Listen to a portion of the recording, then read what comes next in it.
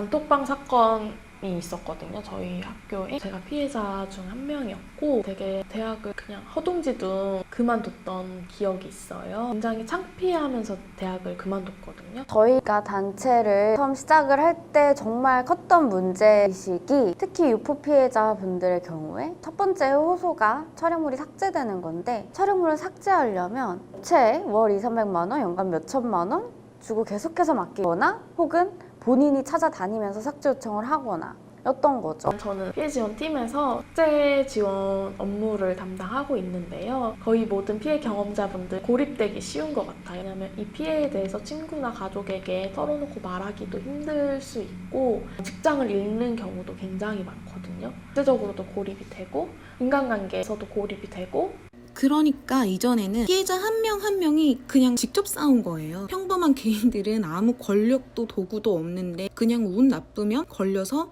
인생 갈아가면서 싸워야 하는 거죠. 혹은 도망치거나 장소에서 탈락되거나. 그리고 웃기는 건 괴물이 신나게 여자 잡아먹고 있는데 국가는 완전히 방관하고 있었다는 거예요. 가해자가 특정되지 않았으니까 못 잡는다.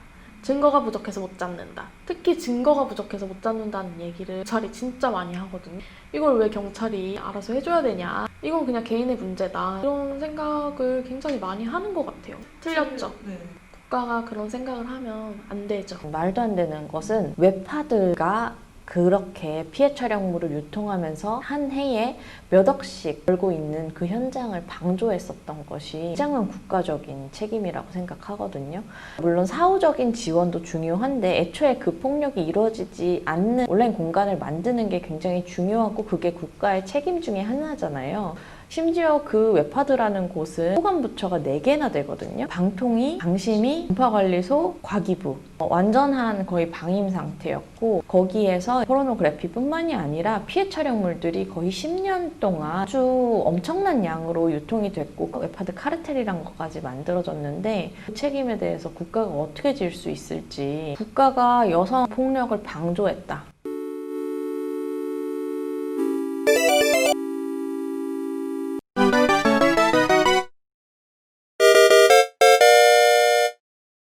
가장 큰 동력은 이 문제에 대해서 각성한 여성들이지 않을까? 사실 그게 거의 전부인 것 같아요. 2017년도에 정권이 바뀌었어요. 그리고 2017년도 9월에 바로 디지털 성범죄 피해방지 종합대책을 내놓는데요. 그거는 사실은 이 정권이 얼마나 이 폭력 문제에 관심이 있는가에 대한 반증이라기보다는 얼마나 여성들이 많은 목소리를 내어왔길래 이 정권이 도저히 이 문제를 외면할 수 없게끔 만들었는가. 삭제를 더 이상 이런 식으로 하면 안 된다. 지원이라는 관점에서 그 책임을 국가가 져야 된다.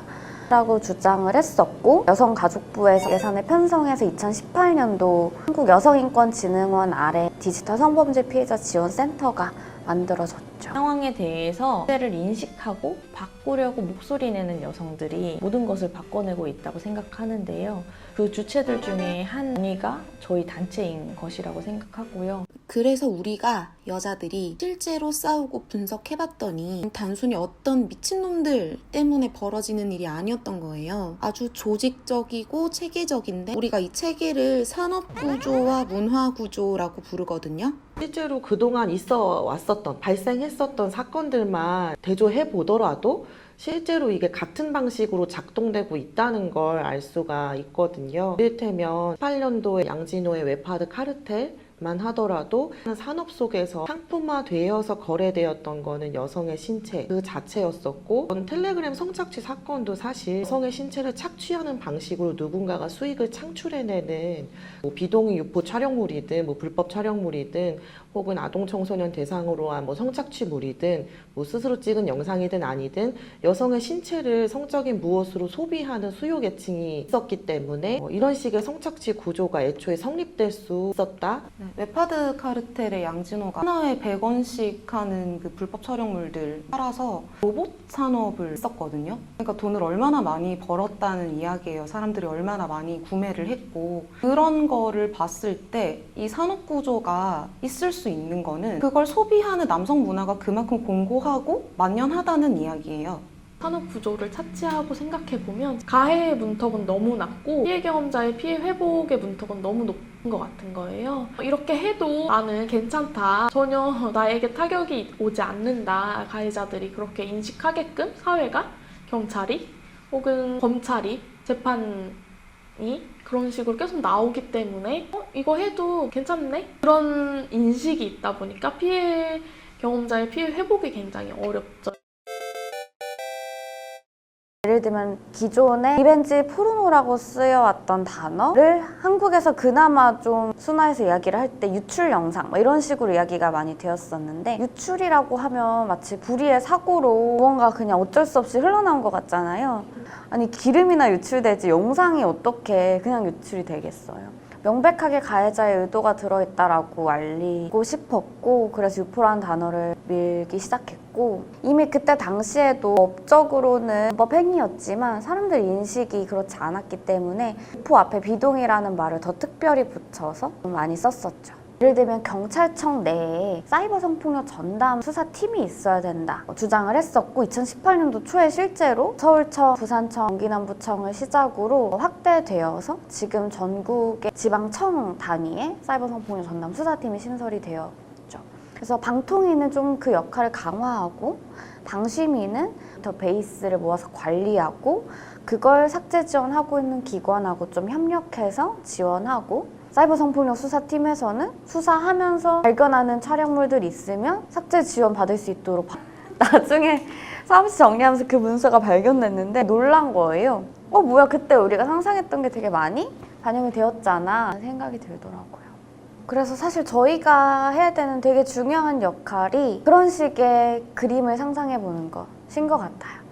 사실은 요즘 얼마나 젊은 여성들 살기 힘들어요. 내 삶 하나만 지탱하는 것도 힘든데 법이 어떤 방향으로 바뀌어야 된다, 국가 정책이 어때야 된다 라고까지 이야기를 하기 힘들 수 있죠. 그 고민을 계속해서 하고, 안을 상상해서 만들어 보고, 국회의원과 이야기도 해보고, 변호사랑 얘기해가지고 초안도 만들어 보고, 그런 역할이 체들의 역할이 아닐까 싶어요. 담론적 영역에서의 싸움도 굉장히 중요한 것 같아요. 가해자들은 법의 공백으로도 도망을 치지만 그 법의 공백을 만드는 것이 가해자들의 담론이고, 가해자들은 사실 그 담론이 이끄는 방향대로 도망을 치거든요. 그러니까 우리는 담론을 연구하고 우리들의 언어를 이야기함으로써 그들의 퇴로를 막는 거죠.